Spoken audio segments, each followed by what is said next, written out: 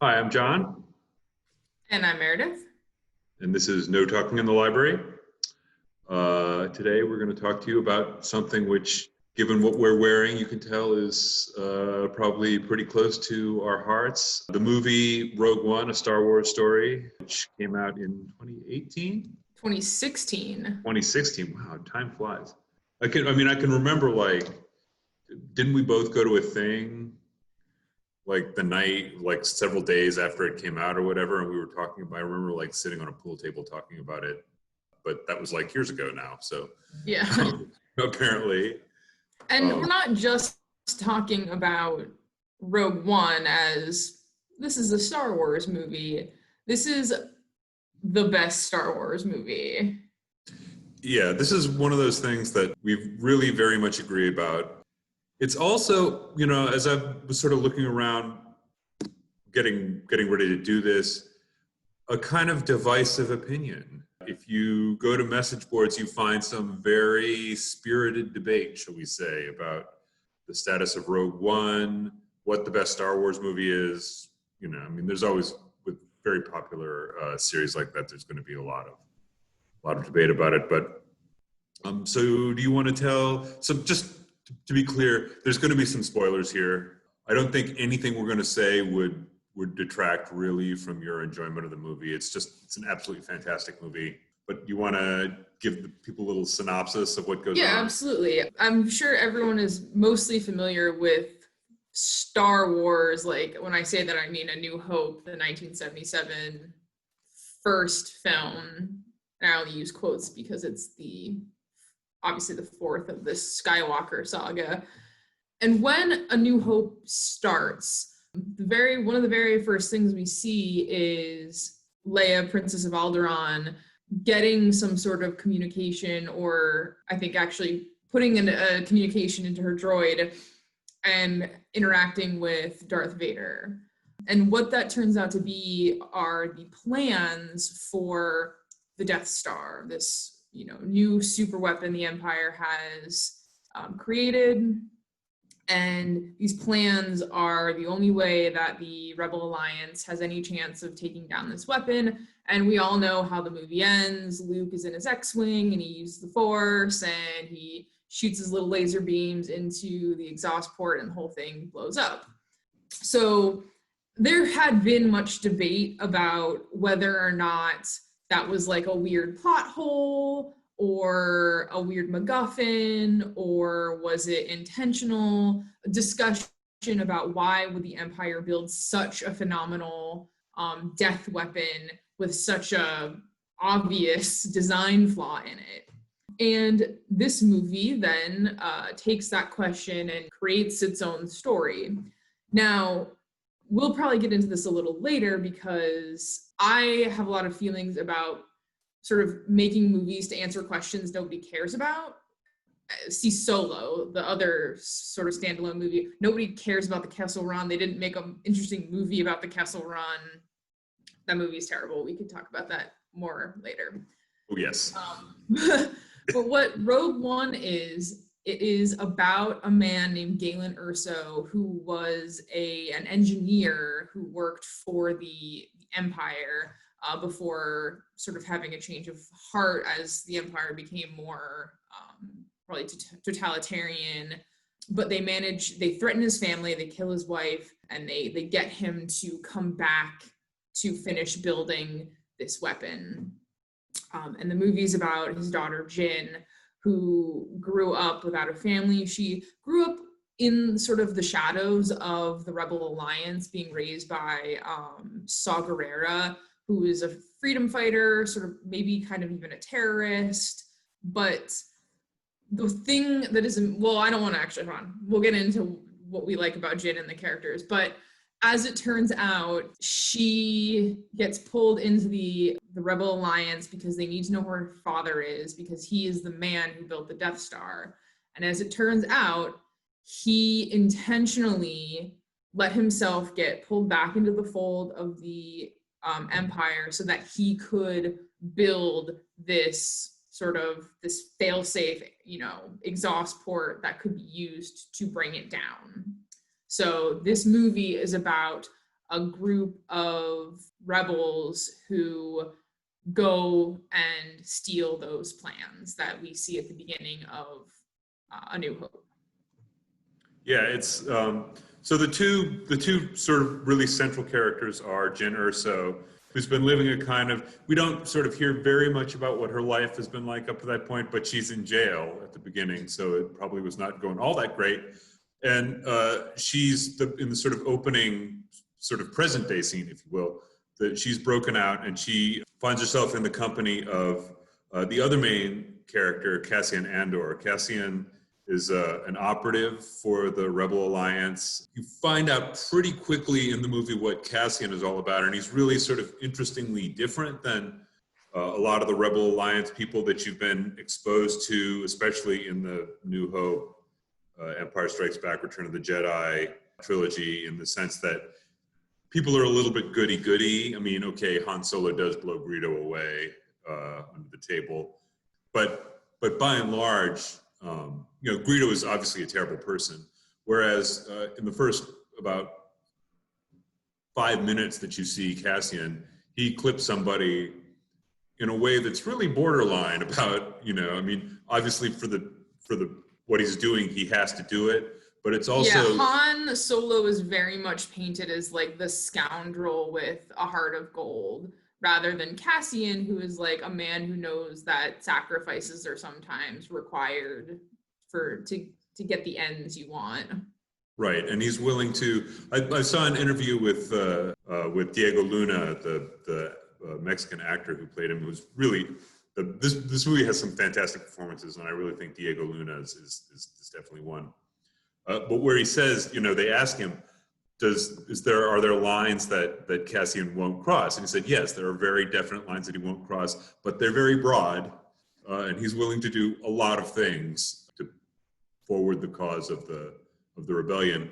And a lot of this movie is about the sort of development of the relationship between Jyn Erso and Cassian Andor. Cassian, who's a very committed fighter for the cause, has been doing it for a long time, really understands the idea of being committed to something and fighting for it. And the sort of conflict happens sort of between him and Jyn, because Jyn is not as connected to things. I mean, what's your take on Jyn's? Yeah, that's one of the reasons why I like her and her character so much. And this is, as John was mentioning, the divisive opinion about Rogue One.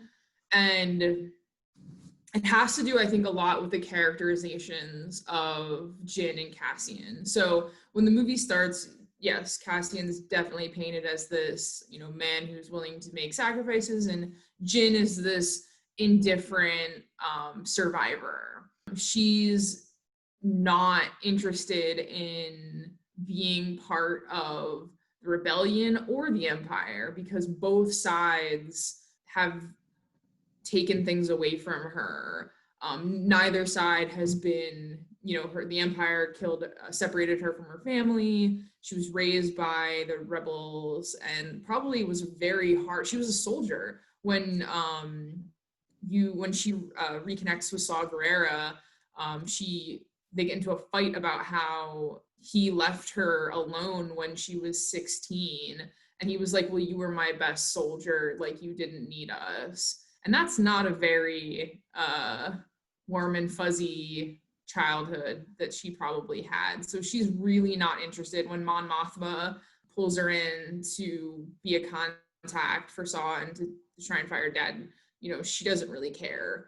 And unfortunately, that characterization doesn't necessarily carry through the whole movie. Later on, she gives like rousing speech about, rebellions being built on hope. I personally might argue that like the different scenes when she finally finds her dad, and he tells her about the plans, she's really doing it more for him rather than, the big picture rebellion thing. But I definitely can see how that could be off-putting for people who are like kind of looking for consistent characterization.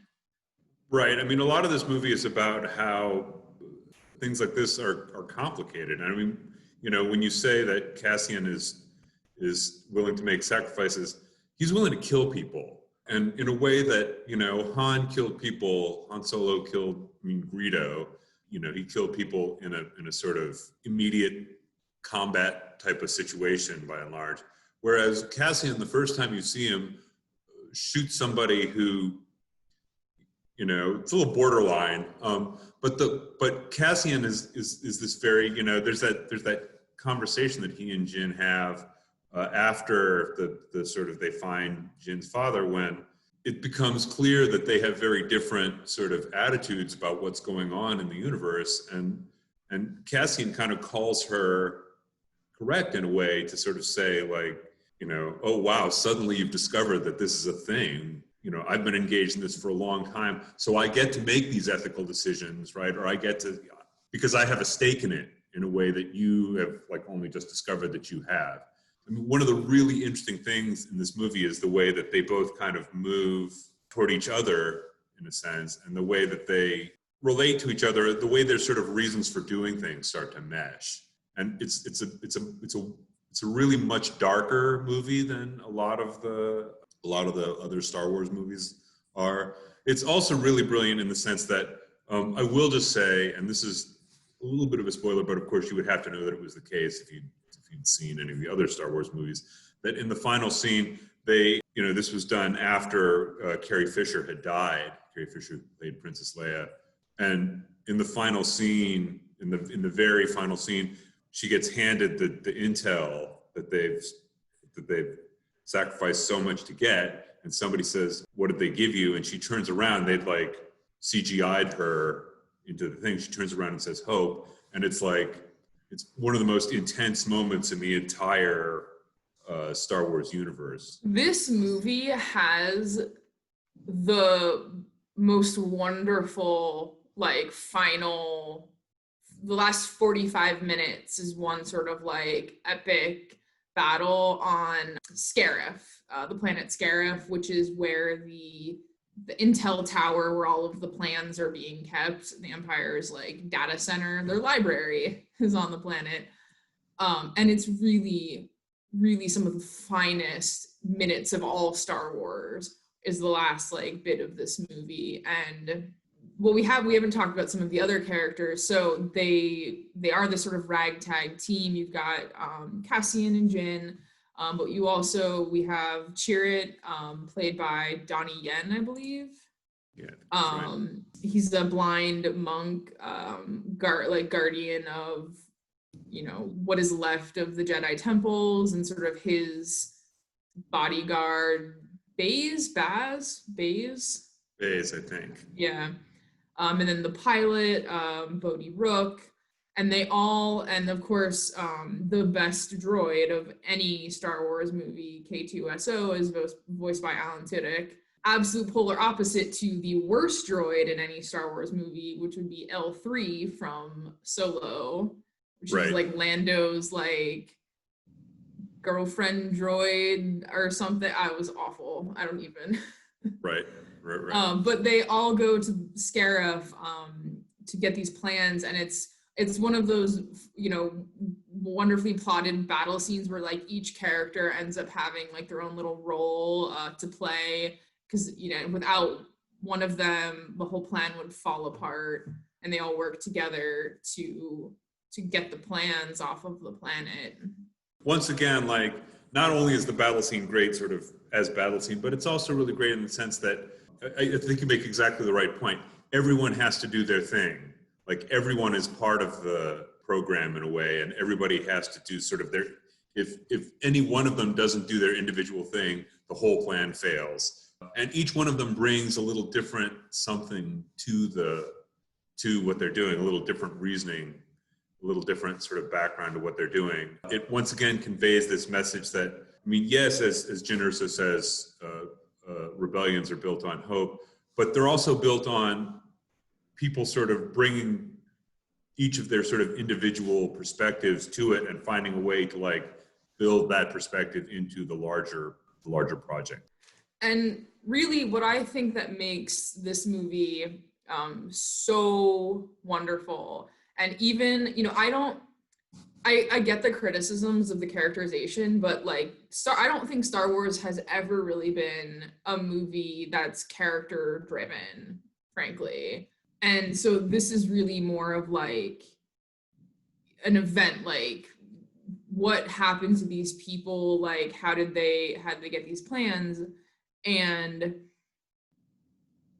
having grown up with Star Wars and knowing the plot, knowing that yes, they knew about the exhaust port. That's what allowed them to take down the Death Star, which then, went into the next thing and then eventually brought down the Empire by Return of the Jedi.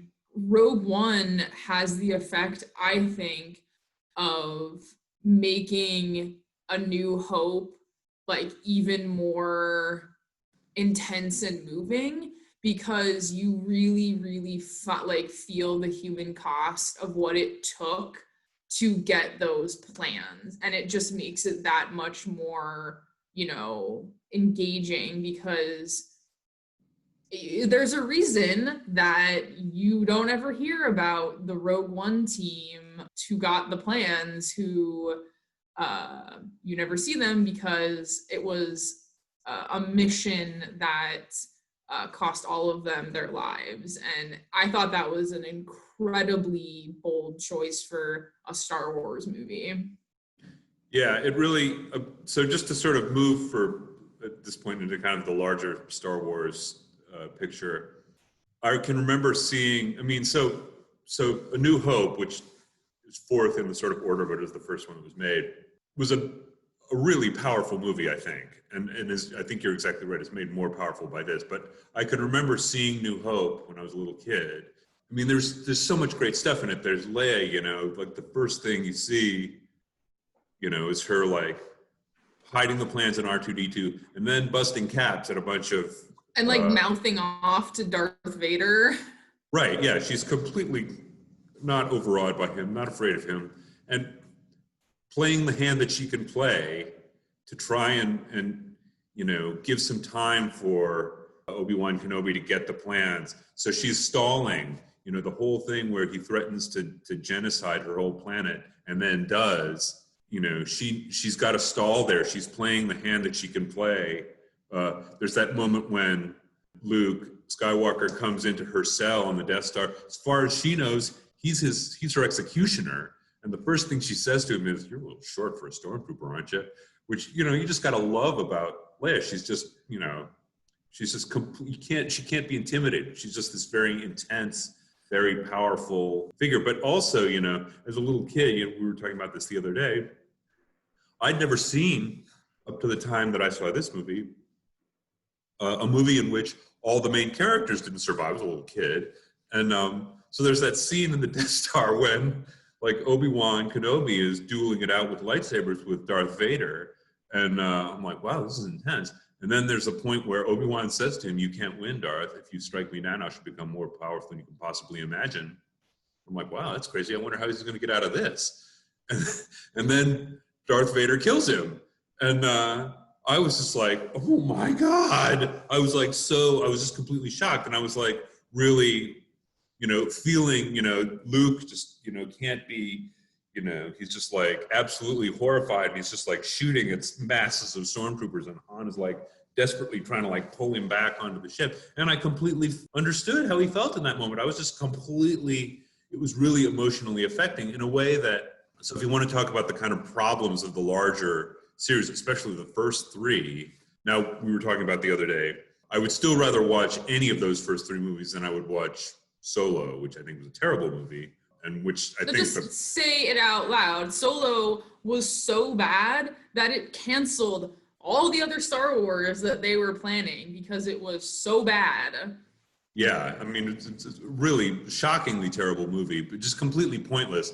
And so, you sort of alluded to this earlier, like part of what goes on with some of this stuff is kind of retconning things, which I don't think that they had really thought through. There's that whole we were talking about this the other day too, the whole how many parsecs it took to do the Kessel Run. Like clearly when somebody wrote the script, this is pre-Google, and they didn't realize that parsec is a measure of distance, not time. And you can look at the phrase like, we did the Kessel Run in less than 12 parsecs or however many it was, and you can make that make sense, but in fact, like, clearly they didn't know what it meant. And that's fine. I don't we're not neurotic enough to need that to be whatever, needed to be fixed or what have you. But there's a real sort of, dichotomy between Rogue One on the one hand and Solo on the other. Rogue One did something that really needed to be done and did it really well, did it really in an emotionally engaging way.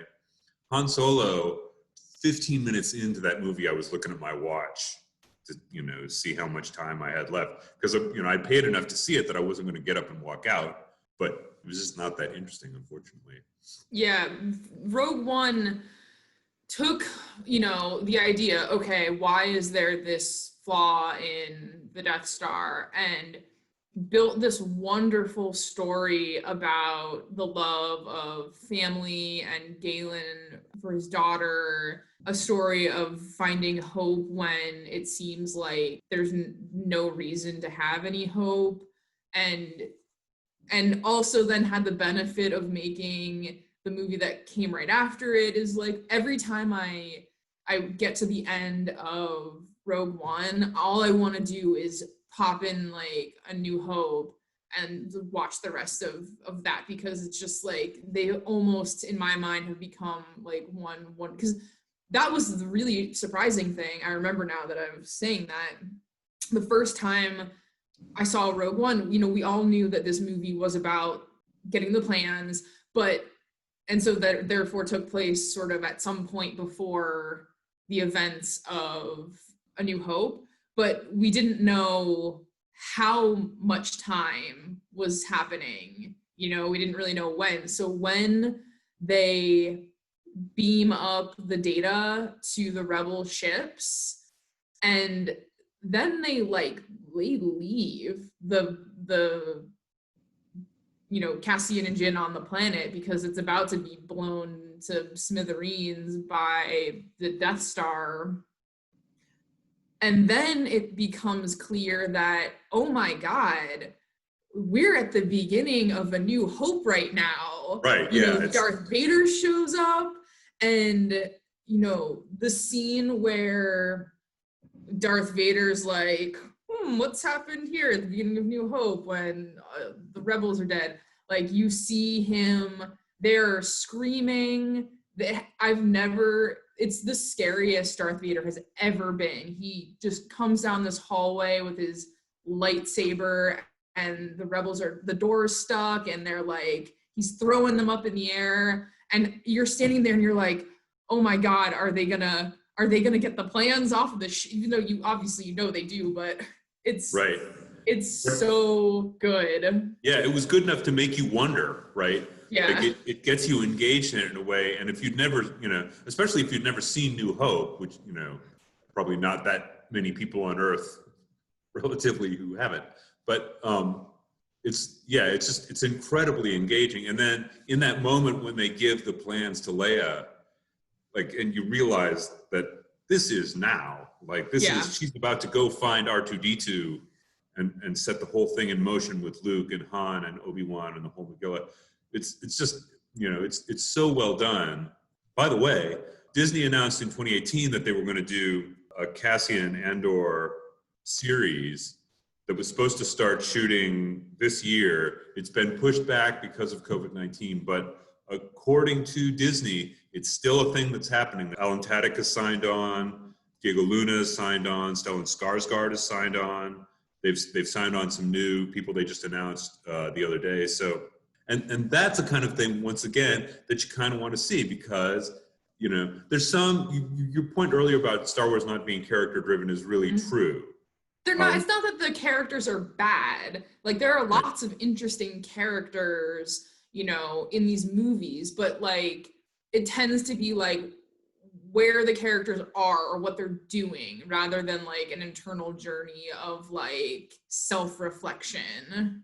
Right. And so in the first three movies, I think that was one of the big problems, was that it was hard to get engaged in.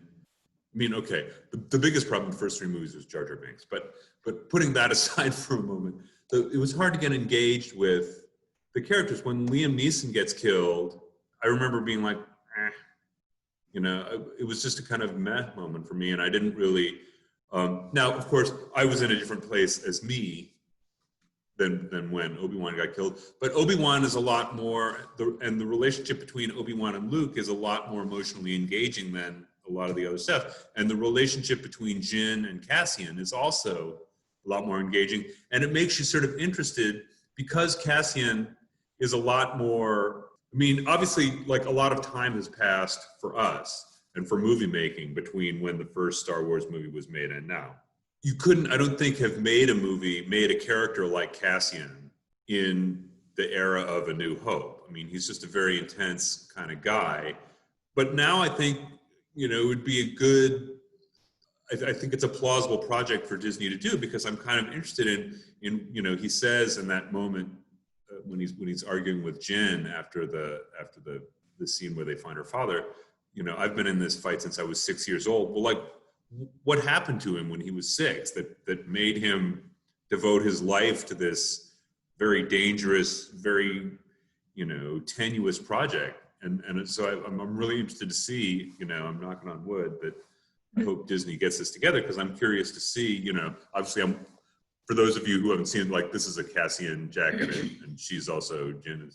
I say Jin, I meant Meredith is wearing a Jin or so jacket from a Halloween costume we did a while ago. But this movie, I think, really was a step forward for the whole Star Wars universe in terms of characters who were deep and complicated and had a sort of developmental arc. More than just, Luke Skywalker, who's like a wannabe hero and then becomes an actual hero. I guess my final thoughts about Rogue One is that it's definitely the one that I've watched the most. I guess recently, I have no problem saying that I really liked Return of the Jedi when I was a child, because that's the one where Princess Leia dresses up like the bounty hunter and saves Han Solo from Jabba the Hutt. So come at me, haters, because that one's awesome too. Yeah, well, one reason to love Princess Leia, she's holding a thermal detonator. Yeah. And 9-year-old me thought that was just the coolest thing ever. But this movie really made me feel something. It made me emotional, and I can't say that necessarily. I mean, obviously when you're watching things as a kid, that's a completely different experience, but as an adult, Rogue One is the only one that really stuck with me as like having emotional weight to it. When at the final parts of the Battle of Scarif, Jin and Cassian have completed their mission. The Death Star has appeared in the sky in a wonderful, they don't just like have the Death Star, they've made it look like when you see the moon in the daytime, sort of that almost translucent look to it, which I love is like wonderful callback to when they're like, that's no moon. Right. It actually like looks like a moon in the sky. And there's like a beautiful orchestral music playing, and the rebels are leaving, and the city is like basically burning to ash as the Death Star has attacked, shot its laser beam, and Cassian and Jin just, have this moment on the beach with the horizon is like on fire and coming closer to them, and they just embrace as like they're annihilated into nothing, and it's wonderful. Right, yeah. It's that like the sacrifice is what is going to bring the next like 6 movies. Right. And it makes the whole thing meaningful. They know that they've succeeded. They know that they've done the bit that had to be done to advance. And probably has given meaning to 2 people who may not have had a lot of meaning, tangible meaning in their lives. Right. You get the feeling from Cassian that he's one of these people who's been doing this thing where he's been running these missions and maybe killing people so long that he's gotten sort of disconnected in a way from the sort of moral force of what he was trying to do in the beginning. So that in a way, Jin and Cassian kind of fix each other.